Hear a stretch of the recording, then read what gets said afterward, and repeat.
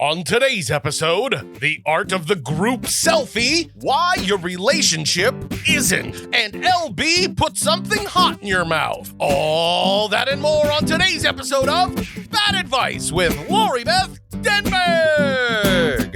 Help me out, almighty Lori Beth Denberg. Give me the vital information so I get the red thoughts to do, yeah. The church of Lori Beth is in session and we're reading from the scriptures of vital information. Talking my goddess and my savior, my LBT. Just tell me what's going on with me. Oh my goddess and my savior, my LBT. Just tell me what's going on with me. The Lori Beth Denberg. Hello, everyone. God, my voice is annoying. This is Lori Beth Denberg, and welcome to the Bad Advice podcast. With me, as always, is Crozer. Hello. Hello. How are you? I am doing okay. Okay, It good. is nice and cool in here. It is, yeah. It's always nice and cool in here. You still suffering from heat exposure at home? I am, but I've been staying at my friend Abby's house a lot. Oh, nice. Good. She's so excited because she has a room with she's air conditioning in her house. Right. But did we talk about this last week? No. But she also has one room that has an air conditioning unit in it. Oh my God, So double air conditioning. She is like so ecstatic that I can come. Does she store meat in that room? Well, yeah. Couple 100 pounds of me, plus I just really hedged on my weight there.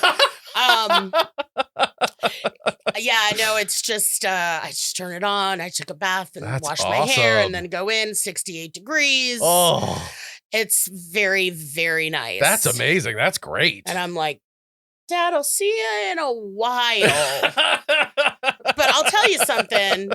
A few degrees makes such a freaking difference. Oh, because yeah. my dad keeps the house at 78 degrees. Okay. So 78 or 79. Sure. But when our housekeeper comes over, because we have this lovely woman who Yeah. comes and helps and cleans the house Sure. once every other week. Okay. And when she is there, I turn down the air conditioning for this woman. Because she's working. She's working laboring. very hard. Yeah. And she said to me, she's like, "Oh, Lori, it's so hot." And I'm like, "Oh, I'm going to go turn it down." Yeah. And yesterday I did. I turned it down just to 75.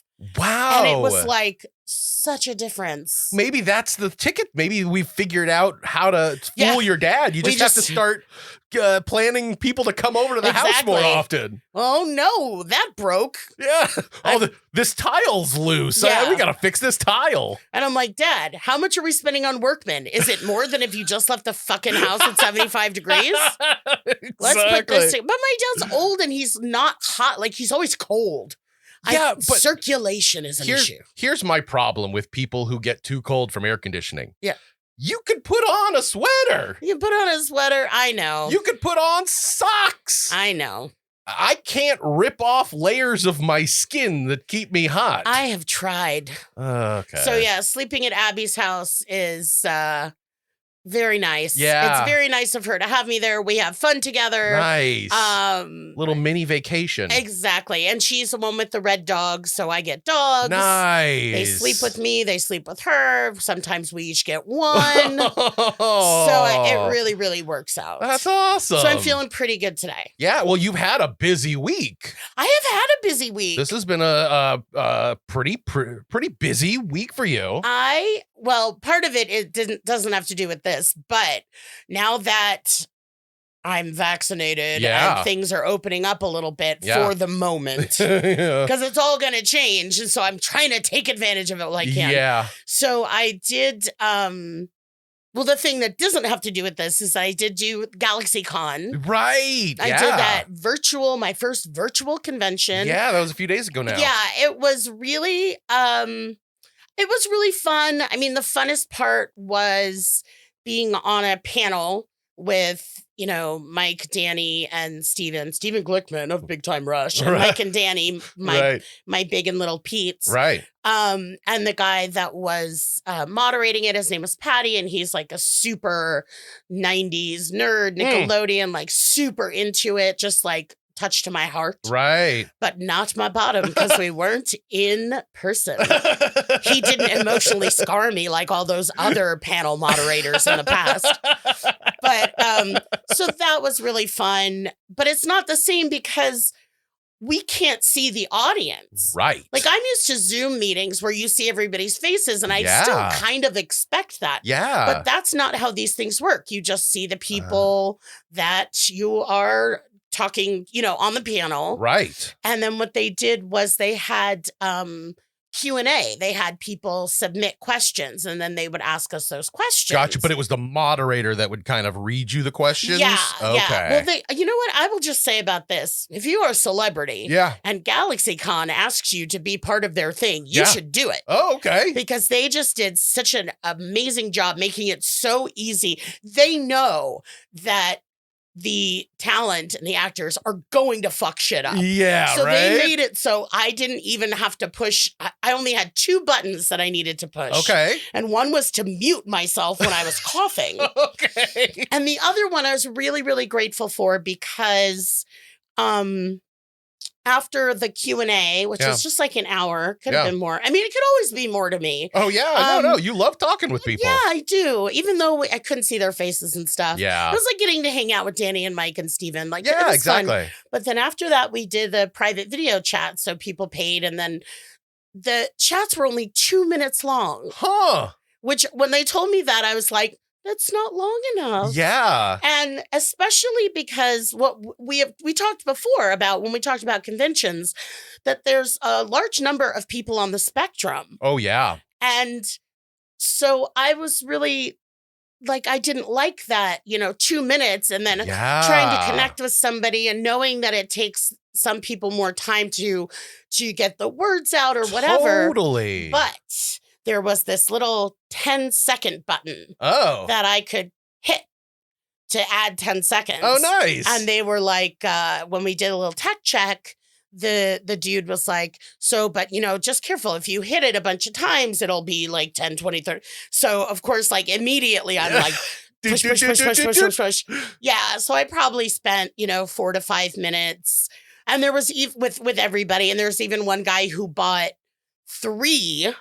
So he bought 6 minutes. Wow. And I push with him too. It was just like, 2 minutes isn't enough. And I'm not so famous that I'm like, there's a huge line. Right. Well, I was going to say there's kind of a double-edged sword to the conventions like this for the people that are trying to get to you. Because, there's usually a really, really long line. But there's usually a long line, especially for you, because when people are coming up to you, you're not just like taking the photo. Hey, what's going on? What's your name? Frank. Okay. And you sign Frank and here you go. Thanks a lot. Like every single person that comes up to you, you're like, hi, how are you? What's your name? Where you're from? Exactly. So Josh Server once like noted to me that like, oh, you sign your whole name. Because he has one of those like, Josh, I'm sure you're not listening, but stop douching it up with your signature.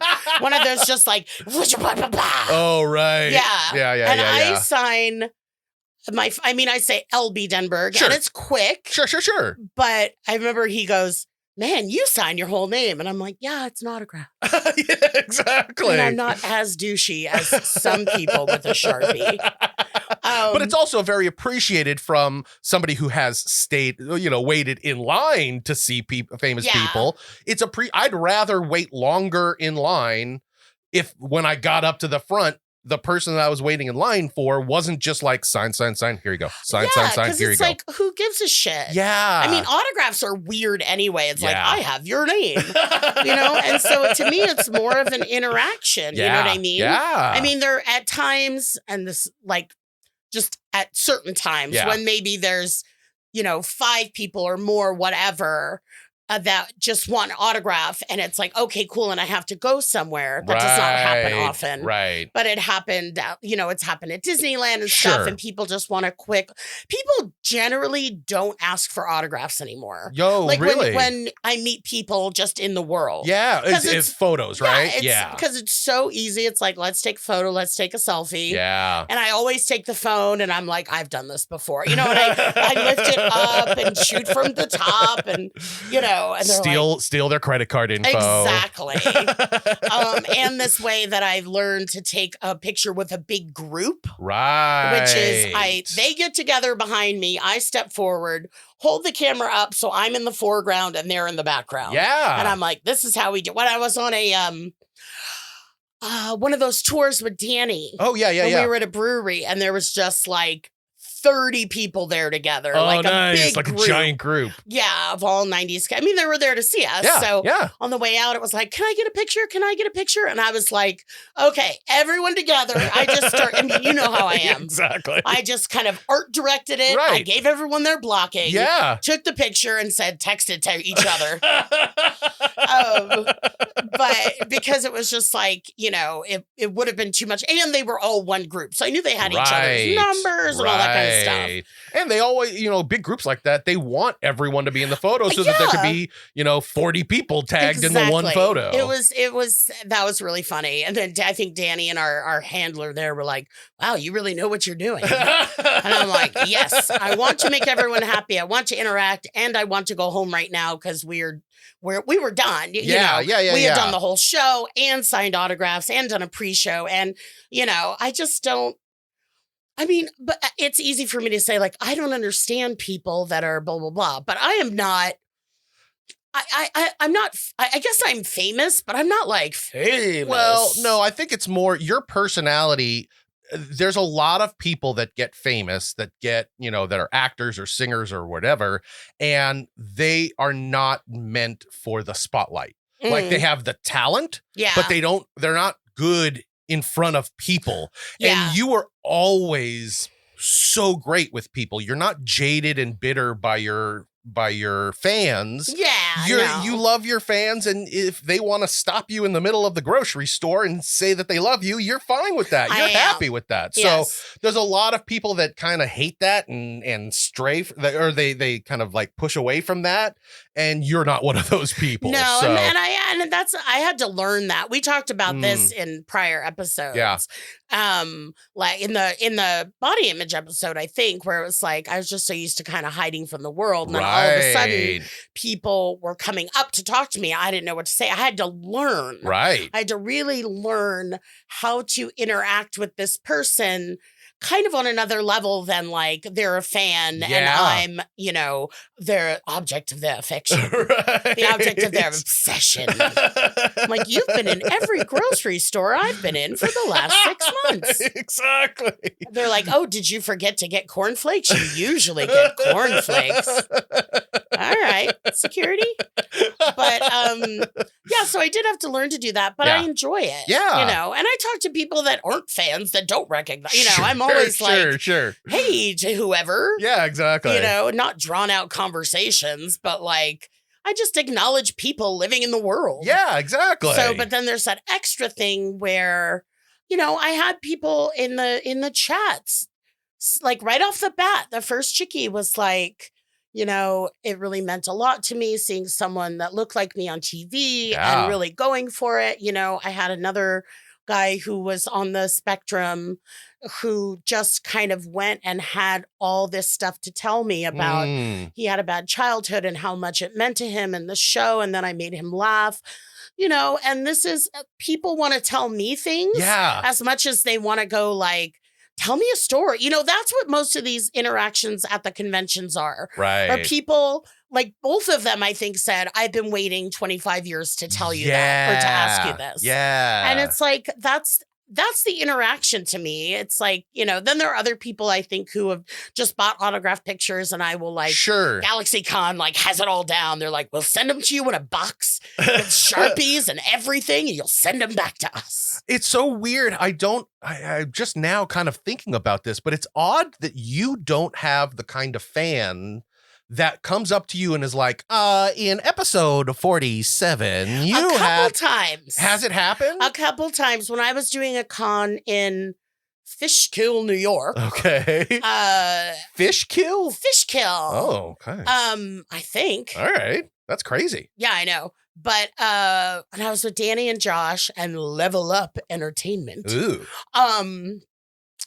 And there was this one guy, like Super Spectrum guy, who was like, in the episode of, he didn't name the whatever, but he was talking about a very specific sketch that I had zero recollection of. Zero.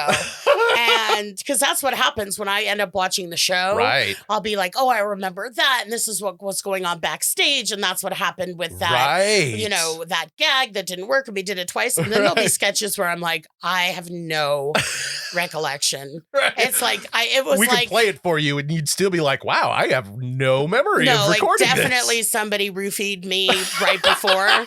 And then I did that sketch and then woke up the next day feeling funny. I feel a little funny. I feel like something funny happened. I guess I'll see it in 20 years on a rerun. Pulling pieces of corn out of your hair for some reason. What is this? From between my teeth, more like it. How did I get all this corn straw in my teeth? It's all a blur. It's all a starchy blur. So yeah, it was really, really fun. Yeah, it sounds like it. It's not the timing. We know #1 million hugs. It's not, I don't see that on the horizon as soon as I want. Yeah, unfortunately. But, maybe I should do some PSAs. Although I don't know who the people are that aren't getting vaccinated. Yeah. So I don't know. Maybe all of my awesome fans are already like, we're done, dude. We're ready for hugs. Yeah, exactly. I'm like, talk to your asshole uncle then. Yeah, exactly. Who won't wear a mask and doesn't even want a hug from me. That's, I think, the problem. I think if all the anti-vaxxers met me, they would want a hug, and that would be enough encouragement. Sure, of course. I think that is, If people knew that was an option on the table. Exactly. That might change some minds. Exactly. I agree. But yeah, that was fun, and I'm so sad that con season is kind of over and didn't really exist. It's a little sad for me, but there's always next year. Why don't we stray a little, though, and move on to some questions for today? Okay. Question number 1 is from a fan named Shirley. We knew many Shirleys in our time. And this is what Shirley has to say. She says, hey, you two crazy kids. Yeah. So here's my dilemma. I've been in and out of an on and off relationship with this one guy for a few years.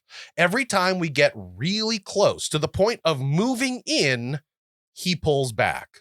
A couple of months ago, he lost his cell phone, or so he claims. So he's been using his cousin's cell phone to stay in contact with me. Apologies for all these timelined events, but a month ago was the closest we've got to moving in together. And he ghosts me.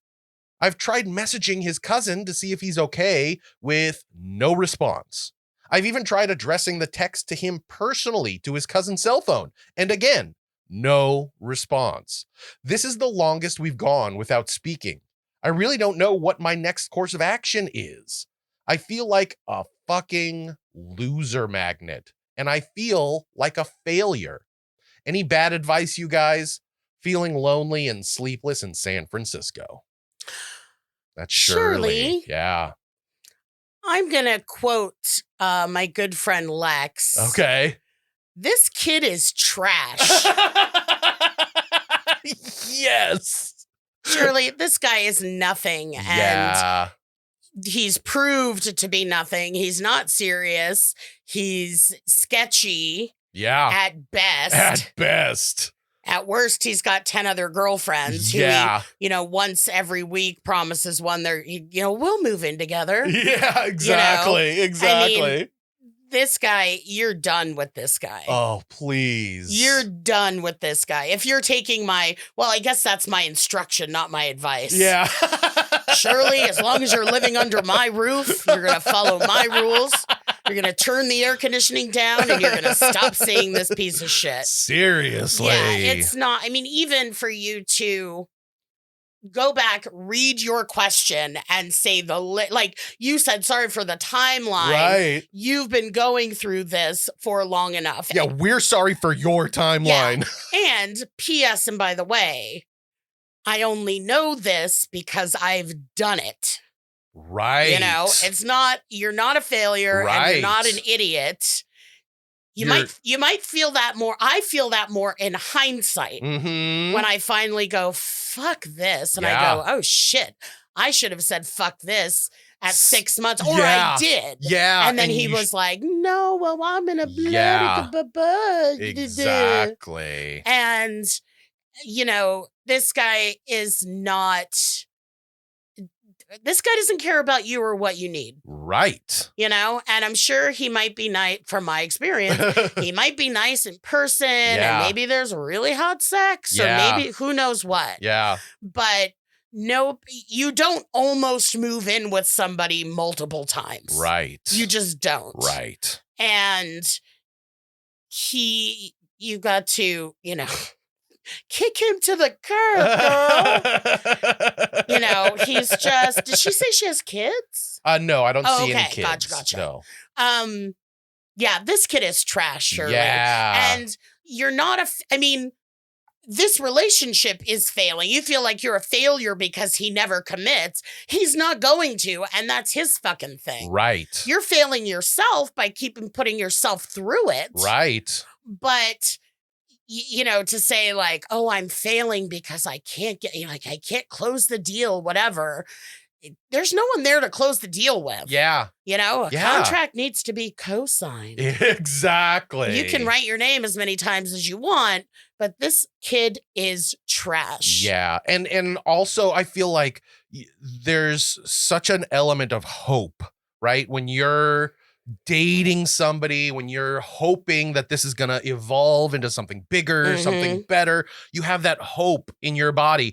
And the longer that hope gets stretched out, the thinner it gets and the easier it is for it to snap. And as soon as it snaps, you start to feel like you're a failure or you're a loser or that it's your fault. But in the end, what have you done, Shirley? All you've done is hoped and really tried to make this relationship work. And it didn't, and it's not your fault that it didn't. No, but the hope, Clark, though, is that a relationship will work. The hope is to get, companionship, comfort, partnership, all that kind of stuff. Exactly. And what Shirley and I have been excitedly, what we have in common is trying to make a situation that is not fruitful, that is not giving us companionship, comfort, love, sex, whatever it is. Right. Into that. Exactly. It's like, oh, there's something good here, so it could be better. I'm just going to hold on. I don't know, Shirley, if a lot of that is like, is this the best I can do? I've already invested so much time. Right. Why is it me? Why doesn't he want me? If I can be better, then he'd move in. Right. But none of that is fucking true. Yeah. None of that is true. This guy is not giving you what you want or need. And to say that you've been dating someone on and off for years and they're ghosting you is like, there's nothing real there. Yeah, exactly. There's nothing real there, especially for him. That is clearly a trash person that is leading you along. That kid is trash. Yeah. Lex Crozer, 2021. So hopefully that helps, Shirley. All right, moving on to question number 2, a phone call. And this is also a short, good, quick question, but I feel like there's a lot of deepness to this. This is a deep question. You ready? Okay, here we go. Oh, hey guys. Long-time listener, serial caller, Trina here. I was just wondering what you think I should make for dinner. I guess next week when this possibly airs. Whatever day this airs. What should I make for dinner tonight? Side note, I don't like tomatoes, so please nothing with tomatoes. That's pretty much it. Have a great day. Thanks. Okay. That's Trina. So what should Trina eat for dinner tonight? Well, now Trina is the lunch lady, right? Yes, 100% Trina is the lunch lady. I'm remembering Trina as the lunch lady. Yeah. So I suggest a small square pizza and a carton of milk and apple slices. You've already done this wrong. She said she doesn't like tomatoes. But a lot of people that don't like tomatoes still like pizza. Yeah, I don't like cheese and I eat pizza. Exactly. That's and true. then Clark by the first and a half piece is like, I'm just taking the toppings off. And I'm like, you're a fucking idiot. Give me the rest of the pizza and go eat a loaf of bread. Please. So Trina. Yeah. I don't love tomatoes either. I love ketchup. I like sauces. All right. Now let me think about this. Did you sing the ketchup is a vegetable song, or was that just me? Because that was, I think, in Robin Hood. I did in not. In Mrs. Plaissance's class. I think when you left, we did Robin Hood. You went to second grade. We did Robin Hood, and I was the sheriff of Nottingham. Okay. And the whole point in the play was that King John, whatever the bad king was, has declared that nobody gets to eat vegetables because now ketchup is a vegetable. Oh. So just eat ketchup. That doesn't And we had like a sound ketchup is a vegetable song. That doesn't sound like a very bad idea. Yeah, okay. No, I don't remember that song. Okay. That must have been after you left. Yeah. I think you say after I left, like I went on the road or something. I was in third grade. You were next door in Mrs. Knetchley's class. Oh my goodness. Oh, Knecchtli. Hey, there you go. She made her, Mrs. Knetchley had her name as a spelling word. Yes. Until you got it. And that's how much I got it. Knecchtli. Wow. That's amazing. Day. Wow. Yeah. So Trina, dinner. Now, So do you want to go elaborate? She is a cook. this is the thing. I think we're going to give 2 options. Okay. We're going to give 3 options. Okay. Because the first one is order Thai food. Okay. I like Okay. it. I like it. We're going to go low impact, medium impact, high impact. All right.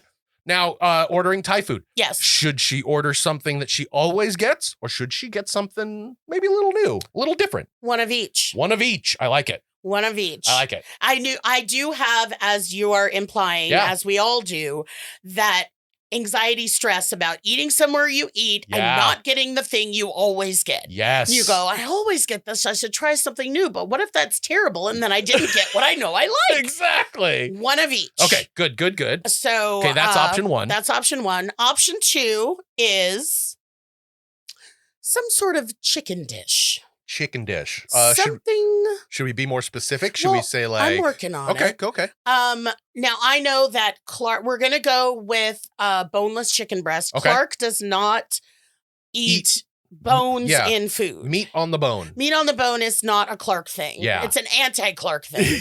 Yes. Clark's on the watch list for the Bone-In Meat Council. Exactly. I'm like anti-pasta. They've got your They've got your picture up with the like rifle thing over it, the sights of the rifle. So we're gonna just go with regular chicken breasts with no bones. Okay. And that can be made into so much. Yeah. Do a little lemon vinaigrette A little sauce lemon on vinaigrette. top. I was even thinking to slice it and do a little stir fry. Oh. Speaking of vegetables. Yeah, maybe little noodles. Yes, I like broccoli. Yeah. But I like, see, this is where I think I'm low class. Okay. I don't want your fucking al dente bullshit. Oh, no. I want my pasta and my vegetables cooked. Yes. But Trina, you are welcome to have dentized anything you want.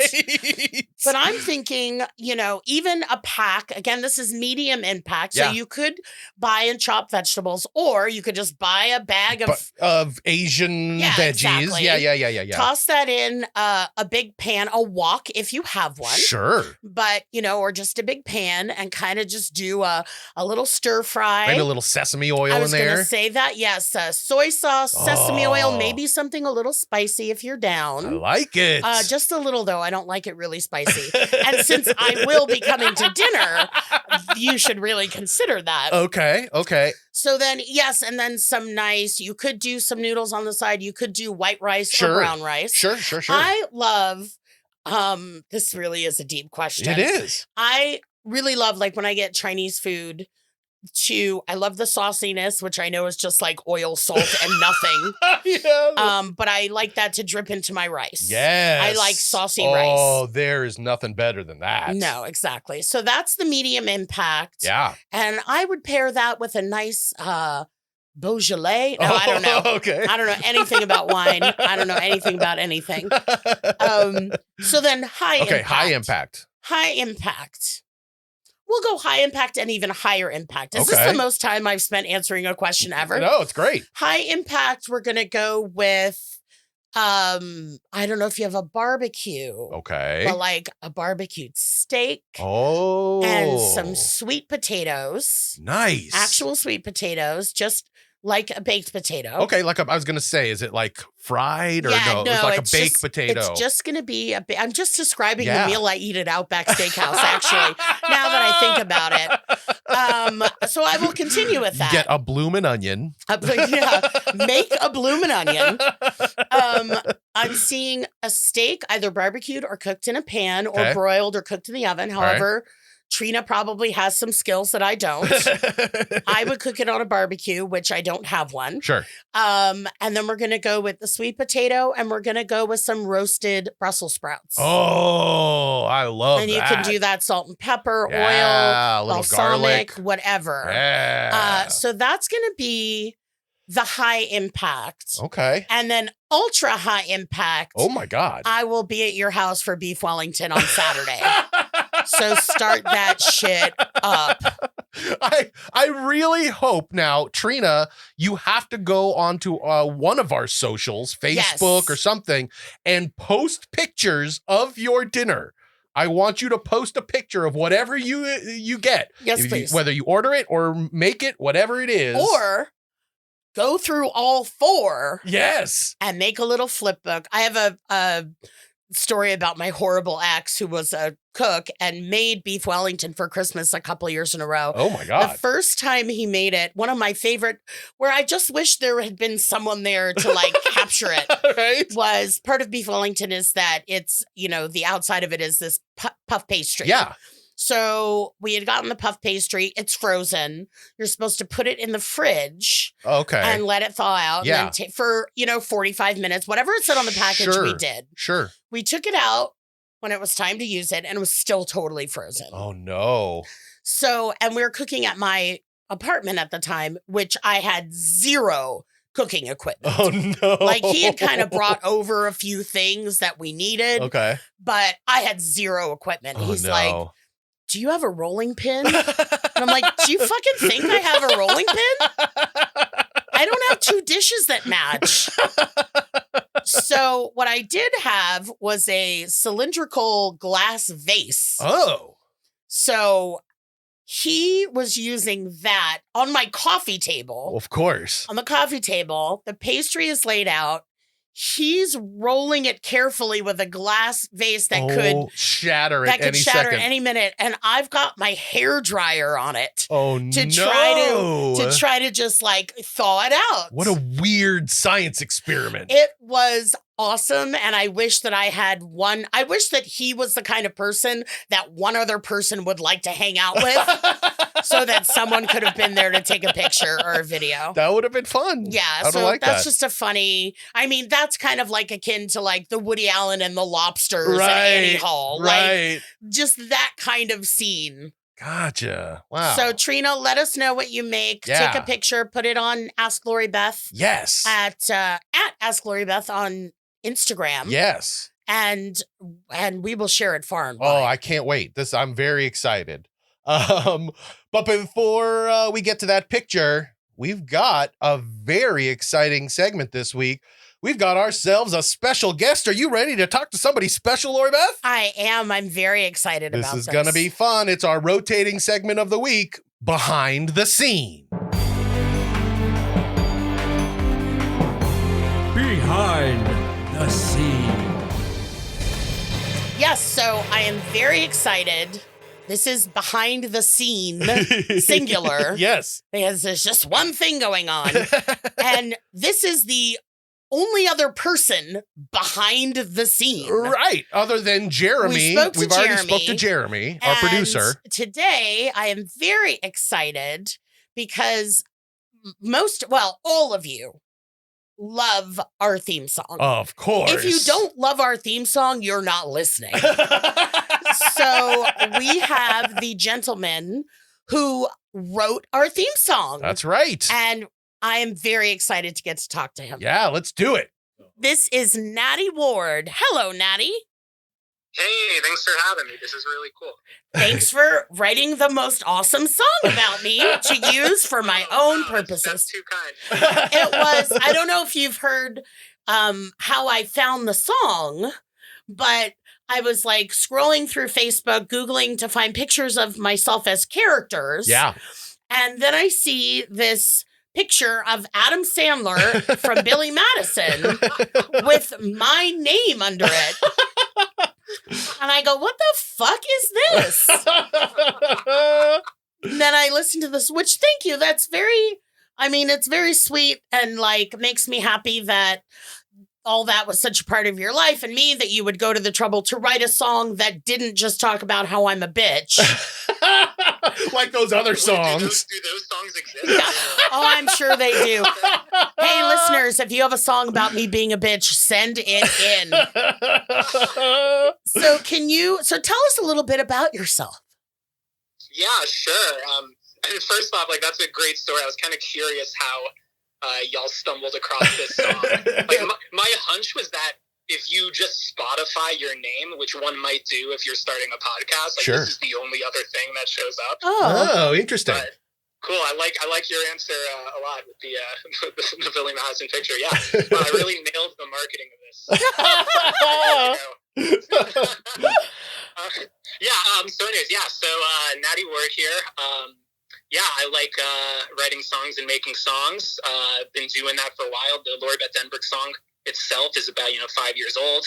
And then outside of that, I live in New York, and I'm a high school English teacher. Oh, really? Nice. So are you about to go back to school? Yeah, so it's funny. This is the first week of professional development training stuff. This is actually my first year as a high school English teacher specifically. I taught previously, actually, right when Lori Beth Denberg, the song, came out. Okay. Nice. I was teaching back in Florida, then I deviated my career path a bit, and now I'm back here in New York. Yeah, so this is the first week. It's exciting stuff. Wow. That's awesome. What grade? Is it just all the grades? What grade are you teaching? It's 11th. 11th grade. 11th grade English. Do you know what literature is on your syllabus? I'm going through it now. I just saw the curriculum kind of yesterday, so making tweaks as I go through, seeing what makes sense, seeing what we might be most interested in. I was looking for the Lori Beth Denberg autobiography. I don't know if I could find that yet. Done. You're a music writer and an English teacher. Are you that cool English teacher in high school that's playing hip hop songs and explaining how poetry can be rap and Yeah, I hadn't planned on that. No. But it's a classic trip, I like it. So what inspired you to write? What inspired you to write the Lori Beth Denberg song? Which I should explain to people. Look up Natty Ward on YouTube or Spotify. Yeah. Spotify, you'll get to see more of your stuff probably. But the song is about way more than just me. Right. It's about, you can explain it. Sure, yeah. If anyone at home, you want to listen along, you can look me up on Spotify or wherever you listen to music. 2 of my old albums are there, and then nattyward.bandcamp.com. There's even previous albums from that, and these are all old albums. I'm actually in the process of finishing a brand new one. Nice. Which, maybe we can talk about later. But yeah, so if you want to go listen, the lyrics are on there on the Bandcamp page as well. If y'all are trying to read along here, I'm English class singing. Yeah, right. So it's a fun one to listen back to because it kind of reminds me of where I was 5 years ago when I was writing this. So this song came out. There was a 1-year period where I wrote 3 albums. And I just had a lot of really loud feelings, I guess. And these are some of the first songs I really seriously wrote. Some of the first songs I ever recorded. Just really me exploring the medium and figuring things out and trying to just be as open and honest as I could. So this song came at that moment. I was 21 years old. This was spring of 2016 or so. I graduated early from college in December. I was wow. Getting out of here. I didn't know what I was going. I didn't know where I was, who I was, what I was doing. And as a result, those are very fertile feelings to write a ton of songs for the first time and record them. Yeah. And that's what kind of the Lori Beth Denberg song was to me. So in doing kind of like live music stuff, I would kind of like mash up 90s songs that had the same chords as my songs, like in bridges of it. Nice. Cheap way to get the audience going, and get people singing along. Yeah. So I was thinking a lot about that. I think a lot of times when we're unsure where we are and who we are, we think back, kind of have these nostalgia moments as a way of comfort in a way. So I was thinking about that. I was thinking, how can I directly integrate those 90s references that get the people going into the original songs themselves? And I think, like Lori Beth Denberg, the song was a study of that. So it was a lot of me looking back and thinking like, wow, like when I was a kid, things maybe felt simpler. Things felt maybe like they were more figured out and more concrete. And in a way, we had Lori Beth Denberg from all that, giving us this vital information, which was very simple and silly, but also true. And if that's all we needed as a kid, did we have more confidence back then? Were we more sure of ourselves back then? So I listened back to the song. It's like kind of a sad song, despite it being kind of peppy and upbeat. Yeah. But I also don't know if it's a sad song, because I also listen back and I think it's kind of hopeful. It's kind of cool. It's kind of nice. Yeah. Because in the end, it's like, okay, if that's all we needed back then, this vital information, now as adults, with all the confidence and all the knowledge and experience as we have, like it's an overabundance. Even just a little, bit of information about not talking with your mouth full of squirrels. So in a way, right, this was all these songs and all that I was writing then was a way of me coming to understanding that, growing up, it's all about kind of realizing that no one really has things figured out. We're all kind of just figuring things out. We're all kind of actively constructing the world. And it's just remembering that, having like the faith and confidence in yourself to be cool with that. And there are many ways to remember that faith and confidence, whether it be, religious practices and symbols and family traditions, or a mantra, or the 90s Nickelodeon star and our childhood hero herself. Now, when you said this next song, when you were performing, this next song is called Lori Beth Denberg, were there huge cheers and women ripping off their shirts? Yeah, the fire marshal was called. Right.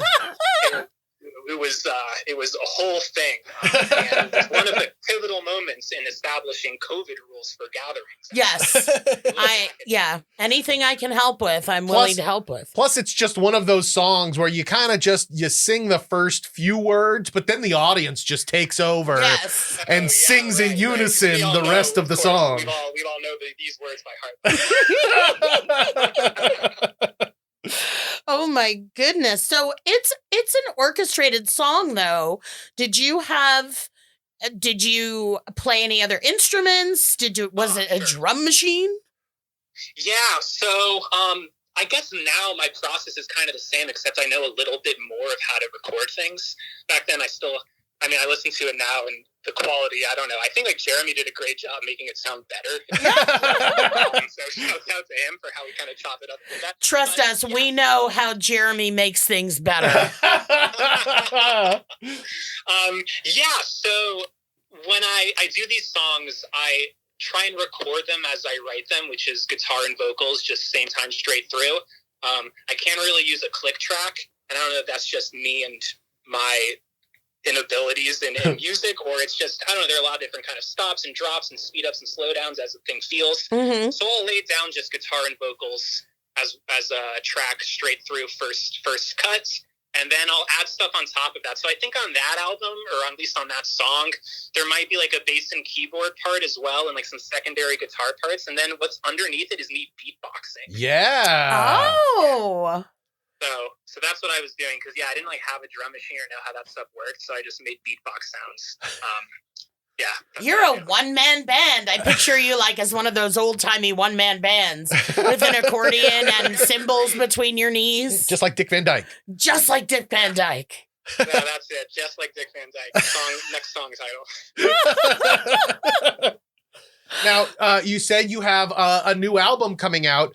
I'm assuming there's going to be the 2021 remix of the Lori Beth song on there, right?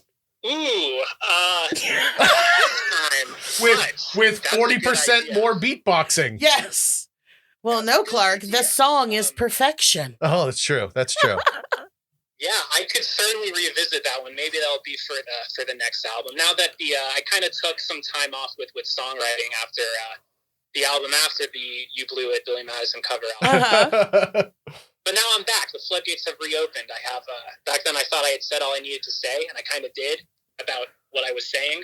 But now I have a font of new feelings that are too loud, I guess. So, That's yeah, amazing. I'll put down the next one. Let's do it. I'm down. Gotcha. Well, I'm sure just emotionally and experientially, starting as a high school teacher will have quite an impact. Yeah. Listen, Natty, I'm going to tell you right now, young girls are pretty. Or young boys. I don't know where you stand.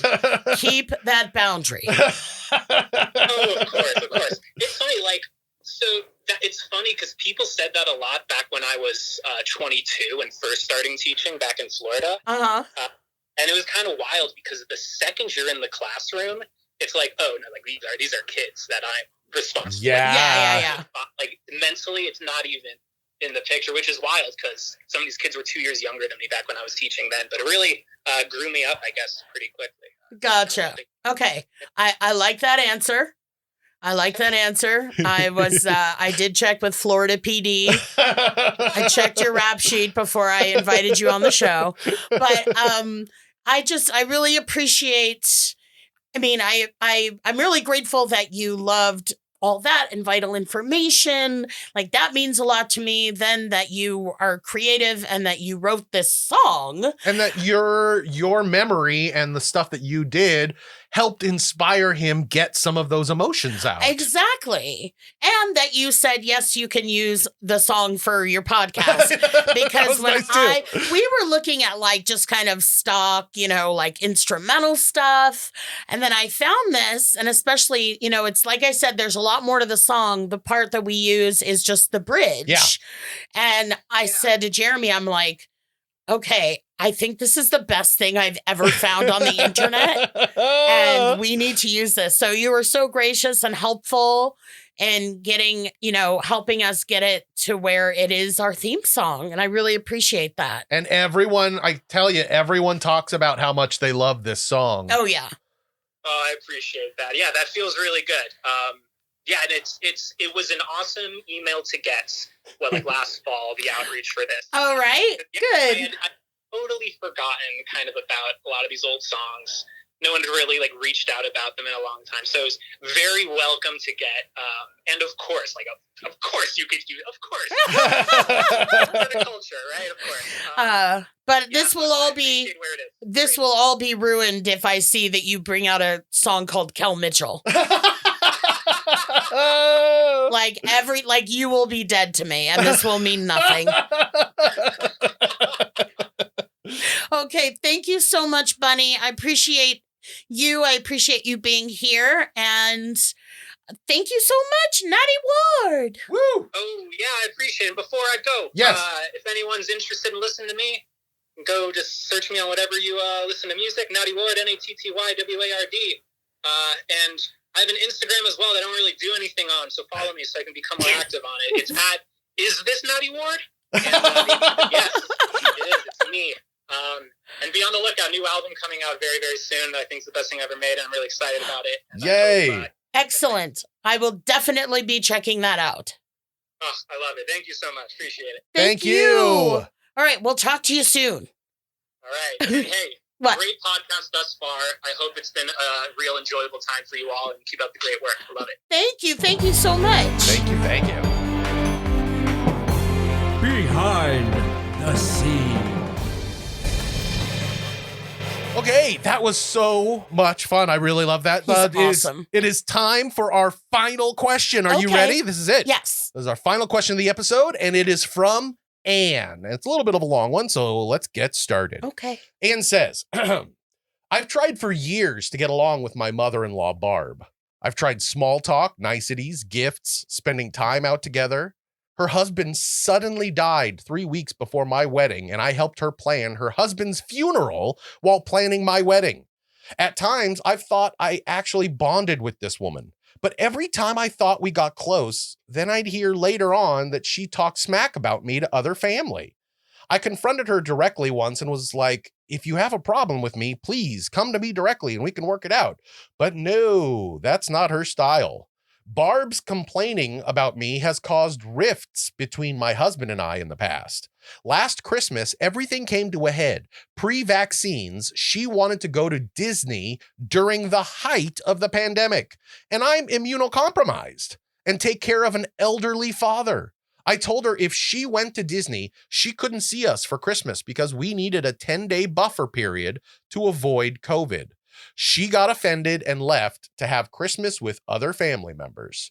Since then, my husband has blamed me for canceling Christmas on his mother. After 2 huge fights with my husband about the situation, I told him I needed a break from his mother. I took myself out of the equation. I didn't see or talk to her for 3 months. I let my husband visit with our kid to her house without me. Our marriage became so much better and happier. There was nothing for me to complain about because I wasn't there to interact with her in the first place.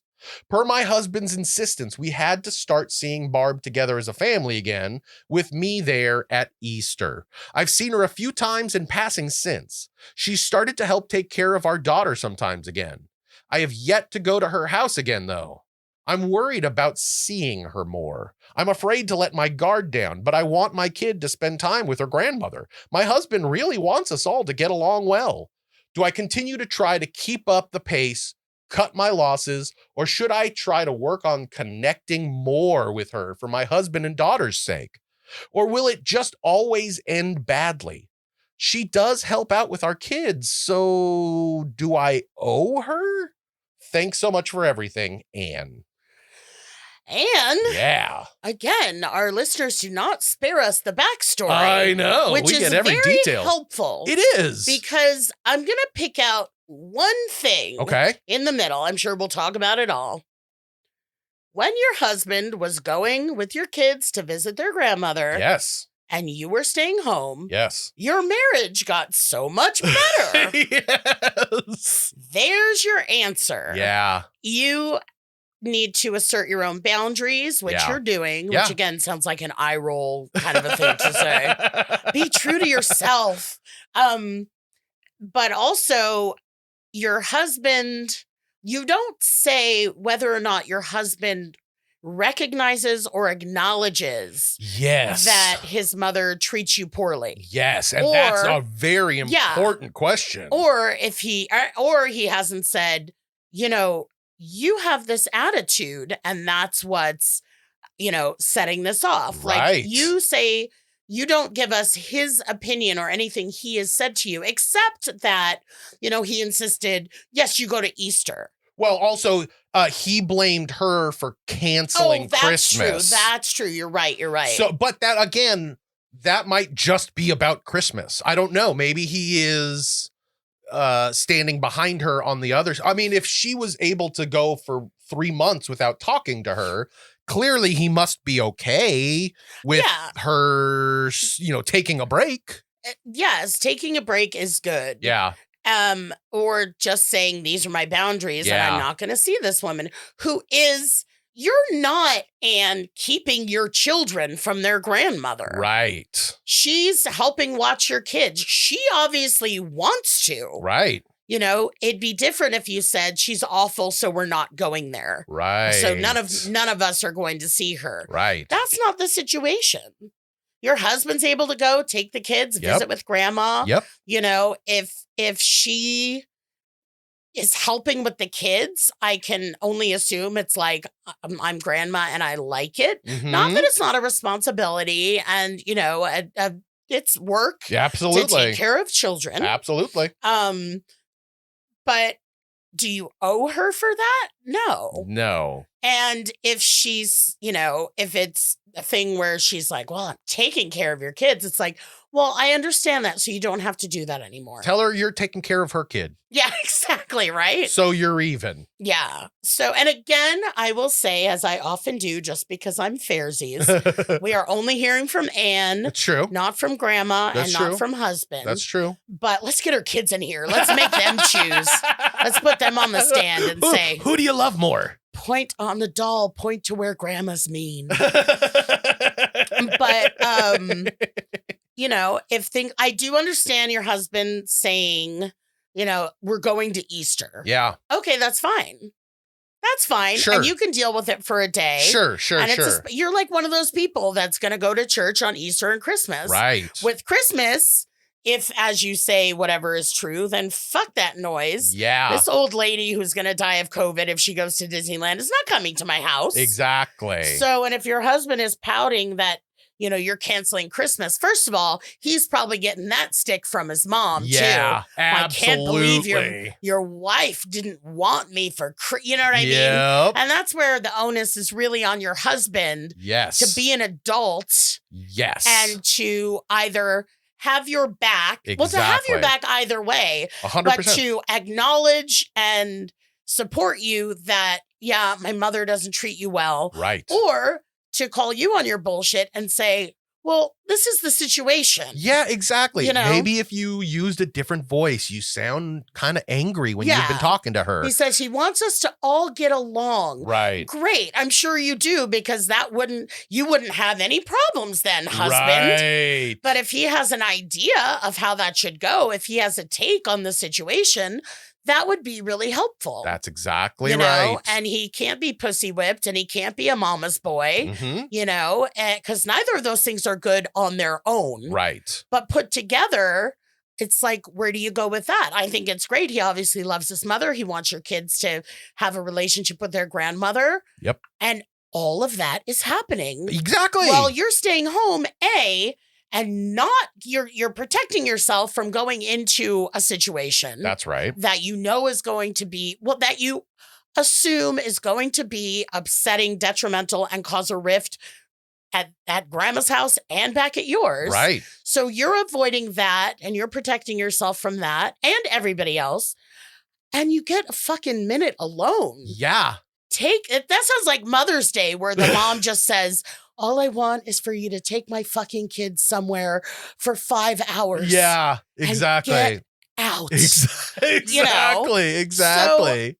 So that's what the deal is. And I don't know if you've, sat down and had a heart-to-heart with grandma, your mother-in-law, or if that would be pointless. Like, I don't really know the whole situation. Well, I mean, she does What does she say about? She does say that she tried. She confronted her directly once, but she said that's not grandma's style. Gotcha. But what did she say? Talk it out. This is when I wish I would have read the questions before. What did she say about the? Well, no, that's that's the magic of this podcast is that I don't know what the fuck I'm talking about. What does she say the negative interaction is, if anything? Does she say she yells at her? No, it's that she talks smack about her to other people. So she goes behind her back and is like, she's sweet to her face to face, but then she goes to the husband's, sister and's like, oh my God, did you see Anne? She was such a bitch last night, right? Yeah. So it's talking about her behind her back to others. Gotcha. And what I like about that is the juxtaposition of a grandma talking smack. Exactly. To the extreme. Grandma's like, yo, you never believe what Ann did. This bitch be tripping and crazy. And that's super passive aggressive and super yucky. And then you're at her house going, well, what is she going to say about this? Yeah, exactly. I can't share X, Y, or Z because, I don't want it spread around, or I don't want the story going out, or, the misinterpretation or the work of the story that's like, you'll never believe how drunk Anne was. But then, no matter what, even if she doesn't say anything, then the next day, grandma's going on talking to other people saying like, oh, she was so cold. She didn't say one word to me all day. Exactly. So it's like, you can't win. You can't win unless you send your husband with the grandkids to grandma's house. Yeah. And sit and have a quiet meal or go out to lunch. Yeah. Get your nails done. Yeah. This is so sexist. Take a bubble bath. Get a massage, do whatever you need to do for yourself. Work on some knitting. Yeah, or what you want to do. Have your period. Get a hysterectomy. Go to the gynecologist. Everything a woman loves to do. Eat some chocolate. I do think that your plan of only seeing her at major holidays and otherwise taking a little time to yourself is still valid. I think that's a valid plan for a couple of years, to be honest. And it worked out really well. You said it made things better at home. Yeah. You know, and there's only so many events. Well, you've got kids. So then there's the birthdays. So then, you know, there's all this kind of stuff. But a lot of those could be more group things. Right. But when it comes to just, we're going to go see grandma kids, wave goodbye to them from the driveway. Yeah. And enjoy your time. And if your husband doesn't understand or support you in this, then that's a conversation to have with him. That's a different question, and that's a different problem. Yes. Because he has to be behind you and standing for you because nobody else will. That's the whole point of an in-law. Yeah. Is that you have to stand up for the person that's not the blood relative. Exactly. Because you're their only spokesperson. Yep. So, what a crazy family. Let's think of a few things Anne could do that aren't horribly sexist in her time off. Okay. BMX biking. You could BMX bike. No, you could just get stuff done that you never get done. Exactly. You know, I almost just said do the laundry. Like I'm still in like 50s Housewife 101. Right. You could clean the garage. You could go see a movie. Like start a podcast. Yeah, you could start a podcast. Yeah, that's what we need is more competition. So I just felt like such a dick. I'm like, Anne, you could do anything women like. Which is limited to this list of pleasant, soft items. Why don't you pick flowers? Pick flowers, exactly. Sew a new dress. Meanwhile, plenty of men are like, I love sewing. I didn't know this was Anne of Green Gables. It is. That's what it is. Tend the field, Anne. Tend the field. It's getting less green. It's just Gables now. Clearly somebody never read Anne of Green Gables. Anyway, that was really funny. But it was the last question of the podcast. We're good. That was it. Good job, listeners. Thank you for your questions. Yes, absolutely. Thank you so much. I love going through these questions. They're so much fun. If you have a question or decision that's weighing heavily on you, please send it to us and let LB ease your burden. Send us your problems at AskLoriBeth.com. Go follow us on all the socials at AskLoriBeth. Or just leave us a message with your voice at 1-855-336-2374. That's 1-855-DENBERG or 1-855-Denberg. And you can, before I pitch myself, like anyone's still listening, there's a chance, Clark knows this, there's a chance we might not be able to record next week. Yeah, that's true. Because I have jury duty. Oh my God, I guess we could record at night. Yeah, it's true. We'll figure it out. Or from the courtroom. Or from exactly. Like I'm reporting. Exactly. This is LB reporting from the courtroom about what you should make for dinner. Anyway, you can find me at LB Denberg on Instagram, at Lori Beth Denberg on Twitter, and there is a Lori Beth Denberg fan page on Facebook. Awesome. And you can book me for a personalized video. Isn't Labor Day coming up? I think so. All your friends that need Labor Day greetings from me. You can book me for a personalized video for a friend or loved one at cameo.com/LoriBeth. All right. Thank you guys so much for listening, and we will talk to you maybe next week. Unless I'm helping the justice system. Thank you so much, babies. That Advice stars Lori Beth Denberg and Clark Crozer. The show is produced by me, Jeremy Balon, and part of the Seltzer Kings network. Our theme song is written and performed by Natty Ward. If you or someone you love is in need of some bad advice, you can submit your own question on our socials, all of which are Ask Lori Beth, or on our website at AskLoriBeth.com, or for a nostalgic twist, you can call 1-855-Denberg. That's right, 1-855-336-2374, and leave your question there. Thanks for listening.